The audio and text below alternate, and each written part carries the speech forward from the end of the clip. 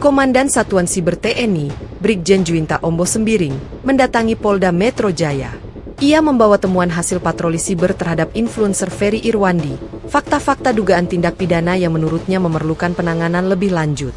Namun, langkah itu langsung mendapatkan penolakan.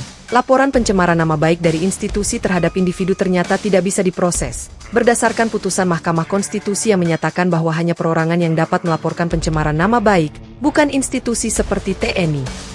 Respons keras pun datang dari berbagai pihak, termasuk koalisi masyarakat sipil, gabungan lembaga seperti Imparsial, Setara Institut, PBHI, dan lainnya, yang mengecam upaya TNI tersebut sebagai bentuk kriminalisasi terhadap aktivis dan pembatasan kebebasan berekspresi.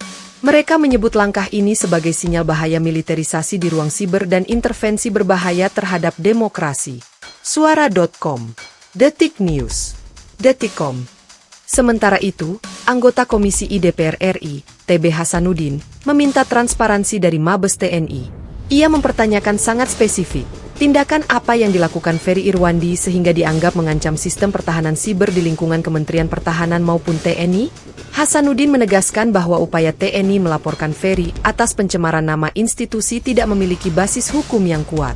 Menurutnya, Mahkamah Konstitusi telah menegaskan bahwa opsi pidana untuk mencemarkan nama baik hanya berlaku jika menyasar individu, bukan lembaga. Suara.com. Sebelumnya, Brigjen Juwinta secara terbuka menyebut bahwa temuan dugaan tindak pidana itu berasal dari patroli siber yang dilakukan timnya. Ia menyatakan bahwa akan ada penyidikan lanjutan, dan mengaku sempat mencoba menghubungi Ferry, namun nomor yang dihubungi tidak aktif. Nabirenews.com, Detik News. Di sisi lain, Ferry melalui akun Instagram menyatakan bahwa nomor teleponnya tidak pernah diganti meskipun ia sempat menjadi korban doxing. Ia menegaskan, "Saya tidak lari kemana-mana, saya tidak pernah dikontak." Ia pun menyampaikan tekadnya, ide tidak bisa dibunuh atau dipenjara. Detik News, Nabirenews.com. Latar belakang Ferry Irwandi memberikan dimensi penting pada kisah ini. Ia lahir di Jambi pada 16 Desember 1991, pernah menjadi pegawai negeri sipil di Kementerian Keuangan sebagai videografer di bagian humas selama sekitar 10 tahun. Ia mengundurkan diri pada November 2022 untuk fokus menjadi konten kreator dan aktivis. Ia adalah pendiri Malaka Project bersama beberapa figur publik seperti Jerome Pauline dan Coki Pardede, dengan tujuan memperluas akses pendidikan serta menumbuhkan generasi muda kritis. Litesco ID, Suara Merdeka Surabaya. Konten-konten Ferry dikenal edukatif dan kritis, mengupas isu tunjangan DPR, korupsi, kekerasan aparat, bahkan jual beli buzzer. Ia kerap menyuarakan agar ekses represif tidak terulang, serta mendesak transparansi dan reformasi lembaga penegak hukum. Litesco ID, Radar Mojokerto. Kini pertanyaan besar yang tetap menyelimuti adalah, benarkah aksinya benar-benar mengancam pertahanan siber negara?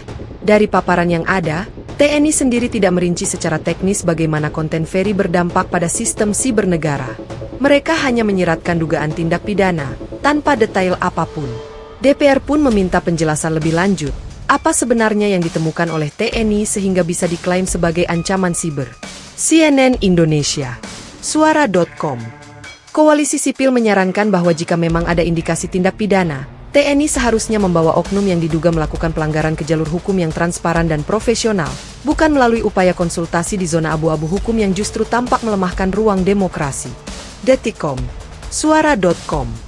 Ferry sendiri adalah simbol kreativitas dan kritik digital, seorang yang hanya menuntut reformasi dan perubahan lewat konten edukatif. Sejak dirinya hadir di publik, kontroversi demi kontroversi pun membekas, dari kritik tajam terhadap kebijakan hingga tuduhan fitnah dan doxing yang sempat dia alami. Inilah.com, YouTube. Nah, kenapa TNI sampai tergerak melaporkan hingga diprotes begitu keras? Belajar di sini adalah penting. Ada ketegangan antara kebebasan berekspresi dan kerangka hukum pertahanan digital.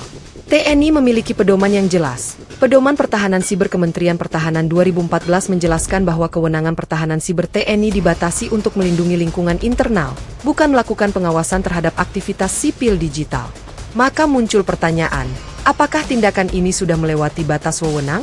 Menurut DPR, hal itu perlu penjelasan publik. Suara.com. Secara keseluruhan, kisah ini menyoroti 3 hal fundamental: batasan kewenangan institusi militer di ruang siber, perlindungan hukum terhadap kebebasan berekspresi individu, dan pentingnya transparansi institusi negara dalam proses hukum. Ferry Irwandi di satu sisi, adalah figur vokal dan berpengaruh, tapi bukan aparat negara. TNI, di sisi lain, adalah institusi pertahanan yang bergerak dalam kerangka keamanan nasional. Interaksi keduanya menimbulkan pertanyaan mendasar. Bolehkah ekspresi digital seorang warga sipil diproses militer demi pertahanan? Atau justru ini bentuk pelanggaran hak sipil? Narasi ini berakhir dengan pintu yang terbuka. Kita perlu terus memperhatikan respons resmi dari TNI dan Polda Metro Jaya. Publik berhak tahu sejauh mana dugaan tindak pidana yang disebut, dan bagaimana hal itu bisa dianggap mengancam pertahanan siber. Sementara itu, Ferry Irwandi tetap tegar. Ide tidak bisa dibunuh atau dipenjara. Dan kata-kata ini kini menjadi gusti kritik demokrasi di era